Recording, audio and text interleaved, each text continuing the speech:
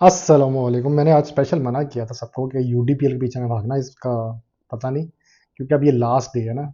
कल को ये एक्सडी हो जाएगा और जिसको डिविडेंड चाहिए वही जाए, और उसने आज ऑलमोस्ट लोअर कैप लगा दिया, तो मुझे बड़ी टेंशन थी कि साला लोअर कैप की तरफ जा रहा था, और मैंने बड़े लोगों को स्पेशल मना किया था कि यूडीपीएल ना उठाना।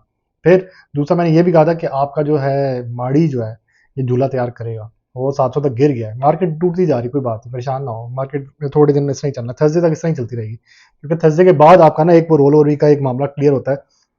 वो फरसान भी और गिर जाएगी, तो भाई आपने वो जो हमारे हाथ में छोटा सा तंग करता है ना कीड़ा, की बाय क्या करना है तो सारे कीड़े जो है ना क्लियर हो जाते हैं। क्यों भला? क्योंकि मार्केट और गिरती जाती है। इसका लोवेस्ट क्या है? मैंने सबको आज अपने प्रीमियम में तो लोवेस्ट बताया था, मैं कहा इसका इतना लोवेस्ट है, इसका इतना लोवेस्ट है। वो कैसे पता लगता है? क्योंकि जब वो स्टॉक उठने शुरू होते हैं ना, तो उस टाइम मैं उनकी वो प्राइसेस नोट करता हूँ। मतलब एग्रो फर्टिलाइजर मैंने नोट की थी कि वो 180 के पास था, और उसकी मैंने कहा यार इधर में उधर भी देखता हूँ मतलब मुझे पता था 200 के पास जब भी आएगा इसको जमा करना। अब उससे भी नीचे चला गया था वो, तेरी खैर। मैं कहा भाई ये अब बाइंग रेंज में। बीडब्ल्यूएचएल का मैंने स्पेशल बोला था कि बीडब्ल्यूएचएल बाय करना, ये अच्छा स्टॉक है, ये अगले क्वार्टर में डिविडेंड देगा। हबको गिरता जा रहा है, यहाँ फंस गए भाई, मैं भी फंसा हूँ, कोई बात नहीं। बट हबको 170 से चलना शुरू हुआ, तो 170 की रेंज में वापस तो नहीं आता, लेकिन एटलीस्ट ये 190 के पास अगर नजर आता है इसको जमा कर सकते हो। 200 भी ठीक है, वो बुरा स्टॉक नहीं है।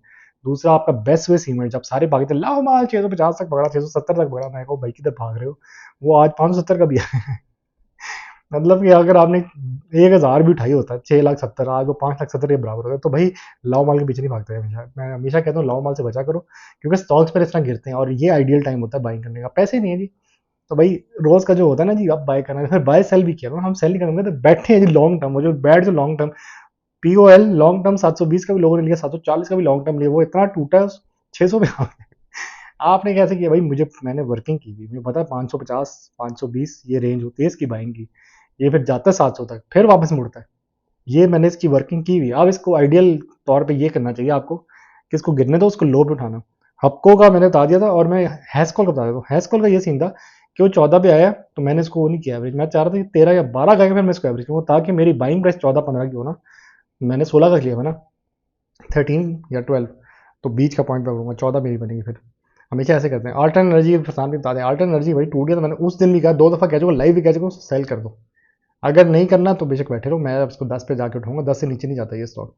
सैफ पावर का बता दें, सैफ पावर मैंने नहीं बाई किया। सैफ पावर वैसे मैंने सेल कर दिया था, ये 1 रुपये डिविडेंड दिया। अब ये डिविडेंड कभी कभी देता है, फ्यूचर नहीं है इस कंपनी का, कोई पता नहीं क्या बनता है। कैपको का बता दें, कैपको मैंने हमेशा कहा है 30 से बिलो सबसे अच्छा रेट है। अब वो टूट रहा है, हाँ 25 29 28 वो रख लो, लेकिन कैपको का फ्यूचर किसी को नहीं पता। हाँ ये है 27 तक इनका वो कॉन्ट्रैक्ट है, उसके बाद में, लेकिन कैपको 10 साल तक ये बता दूं डिविडेंड देता रहेगा, उसके बाद पैसे बहुत हैं, फ्यूचर नहीं पता भाई। ये चीज़ है, ठीक है। चलो कोई बात नहीं, अल्लाह खैर करेगा।